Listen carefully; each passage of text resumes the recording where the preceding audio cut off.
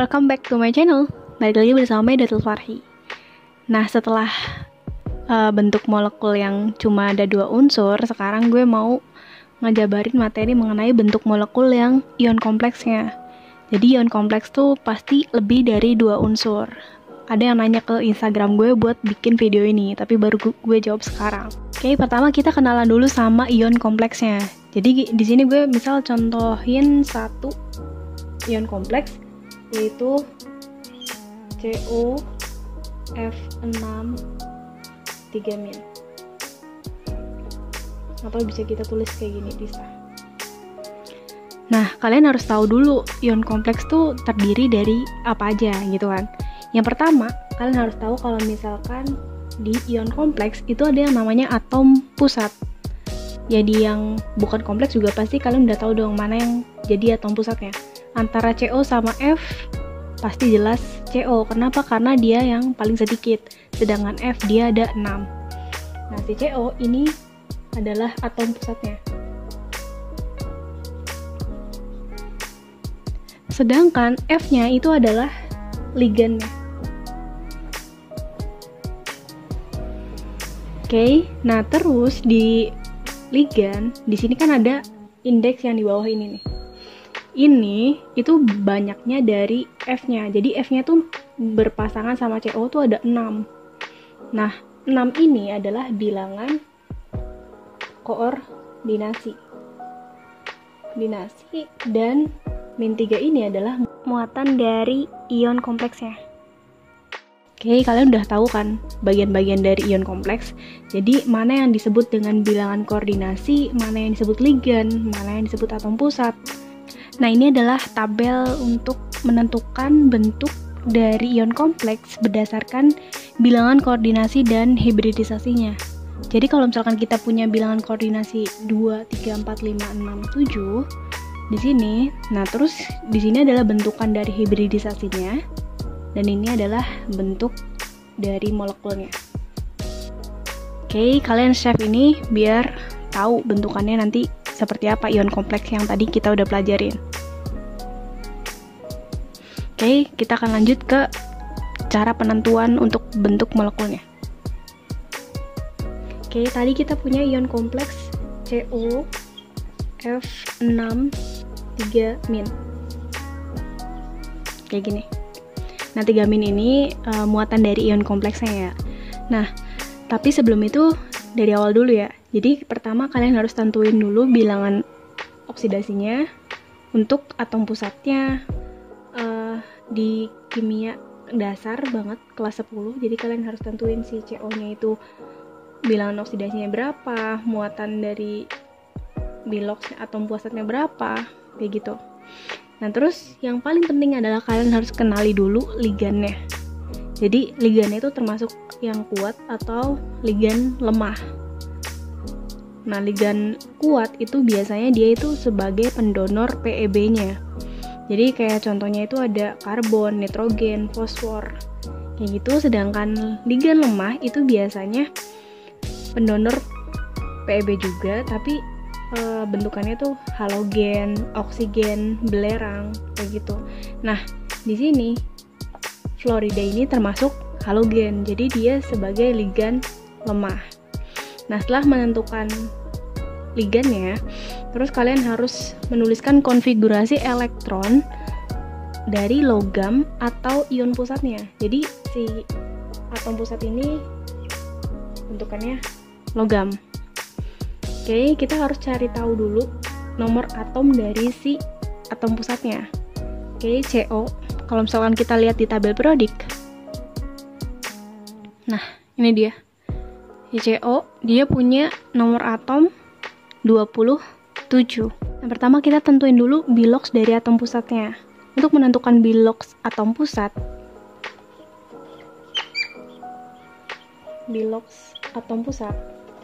itu sama dengan muatan dari ion kompleks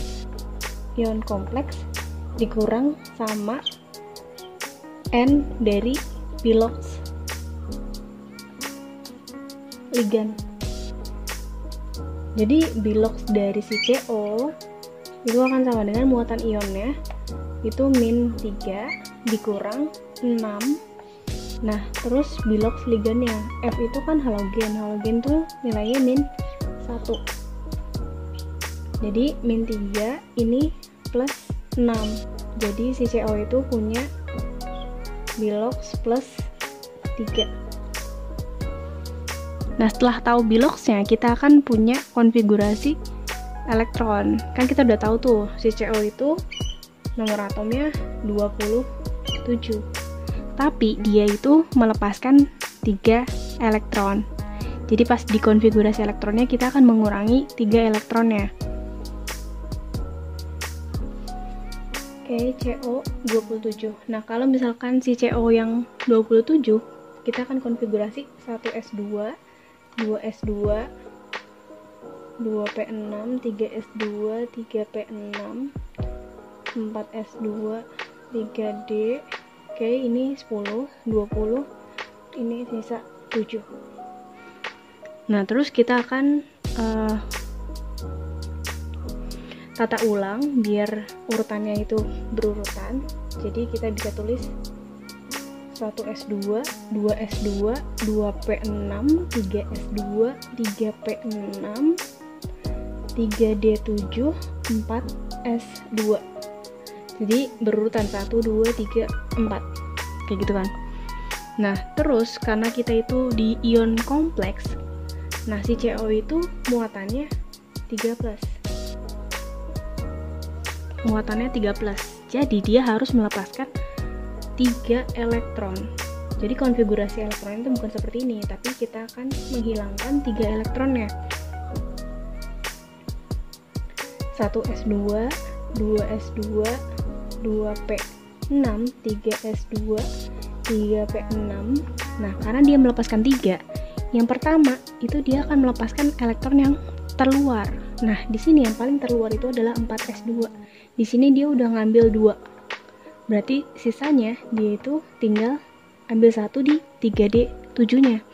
Berarti sisa 3D6. Di sini sebenarnya ada 4S0, terus satunya ngambil dari sini. Jadi 3-nya itu ngambil dari sini. 2-nya dari sini, 1-nya dari sini. Nah, setelah tahu konfigurasi elektronnya, karena si CO ini dia akan berikatan dengan F sebanyak 6, kita buat dulu kamar-kamar dari orbitalnya. Oke, gue sebutnya kamar ya, tapi sebenarnya itu orbital-orbitalnya. Nah, kita lihat yang terakhirnya. Oke, yang terakhirnya ada 3D6. Jadi si CO muatannya 3+, itu konfigurasi elektronnya dari sini ke sini itu AR. Oke, AR. Nah, terus dia sisa 3D6. Nah, lanjutannya berarti ada 4S, terus ada 4P, ada 4D, kayak gitu kan. Nah, terus gue punya orbital-orbitalnya buat pembentukannya. Orbital. Nah, D itu punya, gue sebutnya kamar ya. Jadi kamarnya itu ada 5. Oke, ada 5. Isinya ada 6. 1, 2, 3, 4, 5, 6. Sedangkan S itu 1 kamarnya, T itu 3, terus D 5 juga. Nah, kenapa gue sediain ada 4S, 4P, 4D? Karena kita akan memasukkan 6F. Jadi kalau misalkan kita cuma 4S sama 4P, itu cuma 4. Jadi kurang 2. Jadi kita sediain 4D-nya. Nah, setelah itu kita akan mengisi pengisian orbital F. Nah, ketika F-nya masuk, itu berarti ini kita gabungin jadi 1, 2, 3. Ini kita cuma ambil 2. Nah, si F-nya itu bakalan masuk ke set. lama juga ya nulis. Oke, si F-nya itu masuk ke 4S, 4P, dan 4D. Habis guys. 1, 2, 3, 4, 5, 6. Dan dia pasti berikatan sama 6 komponen dari si D, dari si CO-nya. Nah, tinggal kita hitung nih. Di sini S-nya 1. Ini S-nya 1. Terus P-nya 1, 2, 3. P-nya ada 3, SP 3. Terus D-nya 1, 2. D. Oke, berarti kita bisa tuliskan SP3D2. Kalau misalkan kita lihat dari tabel tadi, SP3D2 itu bentukannya adalah oktahedral. Oke, sekian dari aku, semoga bermanfaat. Jangan lupa like, comment, and subscribe. See you!